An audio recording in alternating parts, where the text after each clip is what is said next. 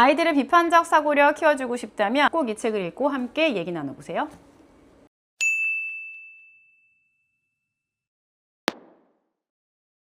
책으로 생각을 넓히는 시간 북클래스입니다. 오늘의 책은 로이스 로리의 기억 전달자입니다. 이 책은 SF 소설인데요. SF나 판타지를 좋아하지 않는 친구들이 간혹 있습니다. 현실에서 벌어질 수 없는 말이 안 되는 이야기라는 게 그 이유인데요.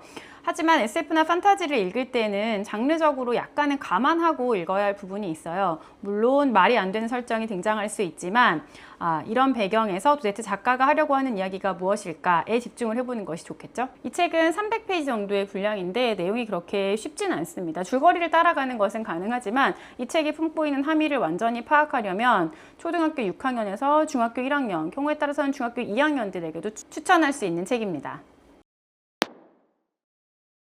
먼저 줄거리를 간단하게 소개해드리면 조나스라는 아이가 주인공으로 등장하게 되는데 이 아이가 12살이 되던 해에 마을로부터 직업을 부여받게 돼요. 이 마을은 굉장히 독특한 마을이거든요. 그래서 마을 사람들이 다 우러러보는 기억 보유자라고 하는 직위에 선출이 되게 되면서 이야기가 시작이 되는데 이 기억 보유자라는 직업은 이 마을의 비밀과 세상의 역사 그리고 사람들은 알지 못하는 세상의 여러 가지 이면에 대한 기억들을 보관하는 그런 직업이에요. 그러니까 사람들이 알지 못하는 사실들에 대해서 조너스는 모든 것을 배우고 깨닫게 되는 것이죠.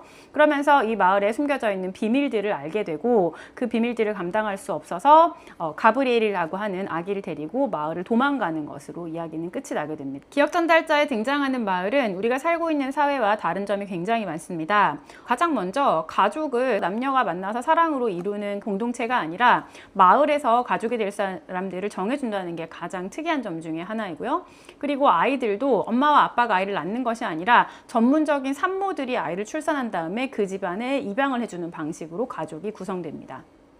사람들은 기쁨이나 슬픔, 분노, 노여움 같은 감정들을 표출할 수가 없고 사실은 거의 느끼지 못하는 것 같아요. 그리고 감정을 표현할 수 있는 그런 기회조차도 매우 제한되어 있습니다.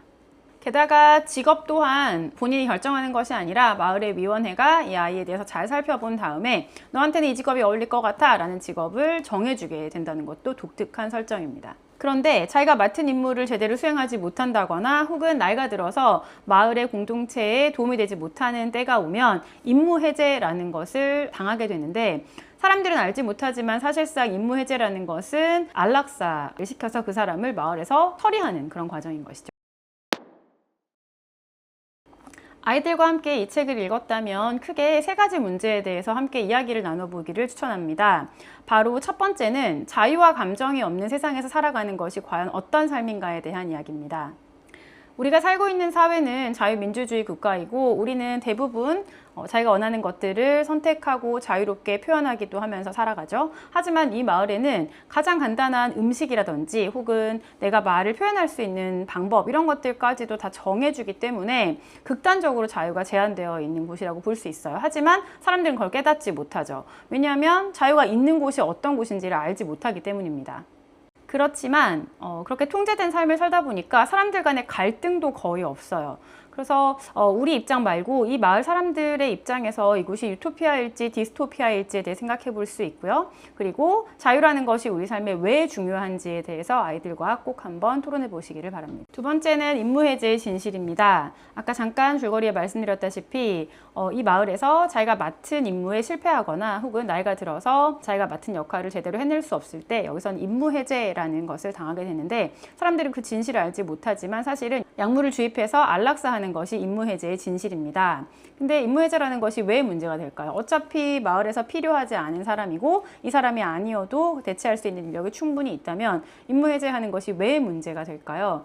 당연히 이건 생명경시랑 연관지어 생각해 볼 수 있겠죠. 거기다가 쓸모없는 인간은 필요하지 않다라는 것은 마치 사람을 칼이나 망치 이런 도구처럼 여긴다. 그래서 조금 어려운 말로 인간의 도구화라는 표현을 쓰기도 하죠. 그렇게 여기는 것과 마찬가지이기 때문에 극단적인 생명 경시의 현장이다 이렇게 얘기할 수 있을 것 같습니다. 마지막으로 이야기 나누어 볼 수 있는 재미있는 포인트는 이 책의 결말입니다. 스포를 원하지 않으시는 분들은 여기를 스킵해 주시면 좋겠고, 마지막이 정확하게 어떻게 끝나는지 책에 나와 있지 않아요. 그래서 주인공이 살아남는가 혹은 주인공이 죽는 것으로 끝나는가에 대해서 의견이 분분할 수 있는데, 아이들과 각자가 해석한 결말이 어땠는지에 대해서 이야기를 나누어 보시는 것도 재미있는 포인트가 될 겁니다. 이 책을 소개할 때 제가 항상 같이 권하는 책은 바로 조지 웰의 1984입니다. 물론 조지 웰의 1984는 분량이 훨씬 두껍고 훨씬 더 어려운 책이기 때문에 초등학생이나 중학교 1학년 정도가 읽기엔 좀 어렵습니다. 그런데 이 기억전달자라는 책의 그 별명이라고 해야 될까요? 청소년판 1984라는 별명이 붙어 있는 책입니다. 그래서 중학교 2학년 이상의 학생들이라면 1984를 함께 읽어보는 것도 충분히 의미 있겠고요. 어렸을 때 기억전달자를 읽고 나중에 나이가 좀 더 든 다음에 1984를 읽으면서 두 책을 비교해 보는 것도 아주 의미 있는 활동이 될 겁니다.